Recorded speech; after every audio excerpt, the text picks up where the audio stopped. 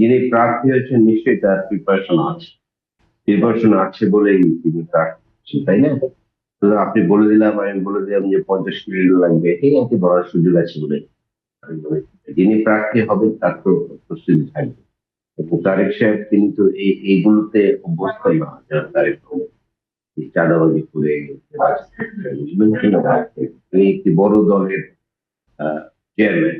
তিনি যদি এগুলো করেন তখন তো ঠিক 1 সেকেন্ডও লুকিয়ে রাখা যাবে, সুতরাং না, এটা তার একটা সাথে তিনি একটা এই উদাহরণ দিয়েছেন যে অতীত অভিজ্ঞতার আলোকে একটা উদাহরণ দিয়েছেন আর কি। বিএনপিকে টার্গেট করেনি বা তার জন্য না, আগের যে নির্বাচনগুলো হয়েছে, গত 3টি নির্বাচন বেশি করে, যদিও 4টি নির্বাচন, 3টি নির্বাচন তো তার টাকা লাগে না, টাকা দিয়েছে নেতাকে, শুধু নেতাকে টাকা দিয়ে প্রতীক নিয়েছেন, প্রতীক নেওয়ার পরে নৌকা প্রতীক নেওয়া মানে হচ্ছে নির্বাচনে জিতে, এই সংস্কৃতি ছিল। তখন এত টাকার খেলা হয়েছে বলে আমি মনে করি না। বাট তখনকার সরকার বিভিন্ন বাহিনীকে, প্রশাসন থেকে শুরু করে নানা ব্যক্তিকে ম্যানেজ রাখার জন্য টাকা দিয়েছে, গণমাধ্যমে রিপোর্ট এসেছে। বাট এবারের পরিবেশটি আলাদা। তবে চাঁদাবাজি যে আপনি যেটি বলছেন, যেটি আসছে শিরোনাম রেখেছেন, সেটা তো হচ্ছে কোনো না কোনো ফর্মেটে হচ্ছে। আমি বলি, আমার অফিসের পাশের গলিতে যে ছোট ছোট দোকান আছে চায়ের দোকান, এখানে আগে লাইট বাল্ব দেয় অবৈধভাবে, আগে লাগতো 300 টাকা, এখন লাগে 600 টাকা। তো এগুলো তো হচ্ছে, এর ছোট্ট উদাহরণ বললাম, বাট এটাই কিন্তু বাস্তব। পদ্মা সেতু, মেট্রো রেল এবং এলিভেটেড এক্সপ্রেসওয়ে নির্মাণের গর্বিত অংশীদার বসুন্ধরা সিমেন্ট। এই যে ফুটপাতে আমরা ঠিকভাবে হাঁটতে পারি, ফুটপাতে ঠিকভাবে হাঁটতে পারি না, কিন্তু আপনি দেখবেন যে অনেক দোকান আছে, একটি দোকানও কিন্তু টাকা দেওয়া ছাড়া বসতে পারে। আগে তো আমরা যানজটে চলতে পারতাম, এখন কি জনজটে পারছি না, কারণ ফুটপাতে অধিকাংশ জায়গা একটি গোষ্ঠী দখল করে রেখেছে। বাংলাদেশের মধ্যে সংকট আছে, অস্বীকার করার উপায় নেই। এই দোকান যাদের আছে তারা নানা সংকটে আছে। তো তারপর তো একটি নগরীর ন্যূনতম বাসযোগ্য রাখা উচিত। দেখেন যে ন্যূনতম বাসযোগ্য আপনি কারণ বাজার আসুন, আপনি হাঁটতে পারবেন, ফুটপাত দিয়েও হাঁটতে পারবেন। আর একটু রাত হলে তো আরো বাজে অবস্থা। এই অবস্থা আসলে সৃষ্টি করা হয়েছে, আমাদের কোনো কিছুতে কোনো নিয়ম কানুন, কোনো মূল্যবোধ মানে যেটা বোধ, কোনো কিছু নাই, সব হচ্ছে একটা অসুস্থ পরিবেশ পুরো দেশে সব ক্ষেত্রে। সেটি কিন্তু এখন বিরাজ করছে। আমরা আশা করতে চাই যে নির্বাচিত সরকার আসলে তারা এসব বিষয়ে চিন্তা করতে। আমি যেমন ধরুন ঢাকায় আপনি দেখবেন যে এই যে মেশিনওয়ালা রিক্সা, মেশিন বসানো, মোটর বসানো রিক্সা, সেই রিক্সা যারা চলতে পারবে না, আগে ভিআইপি রোডে রিক্সা চলতো না বা বিজি রাস্তায় রিক্সা চলতে যেত না। এখন কিন্তু বিজি অবিজি কোন রাস্তা বাদ বাদ হয় না। এত বড় নৈরাজ্য একটি নগরীতে কিভাবে চলে, আমি পৃথিবীর অনেক বিখ্যাত নগরে দেখি।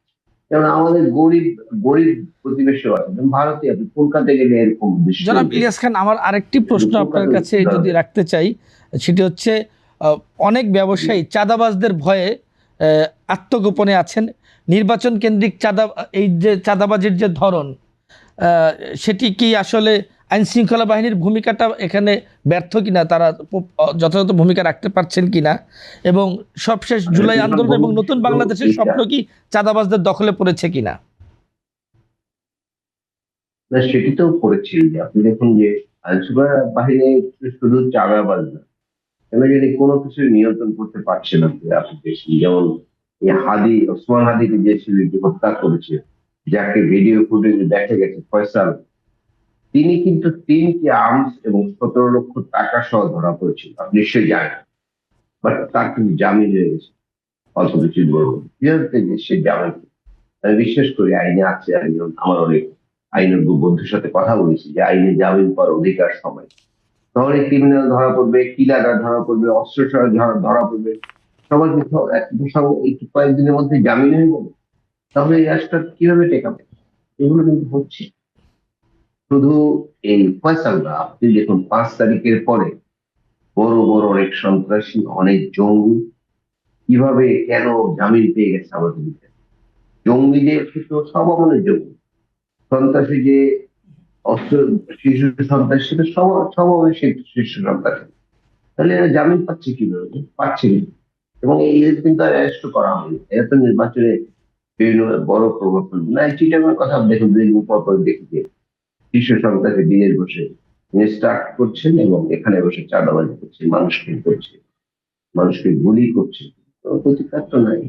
আপনি দেখুন 5 তারিখে এবং 5 তারিখের পরে যে অস্ত্র ছিনতাই হয়ে বা লুট হয়েছে, যে অস্ত্রগুলো উদ্ধার করতে পেরেছে পারেনি। সুতরাং অনেক গলদ আমাদের আছে।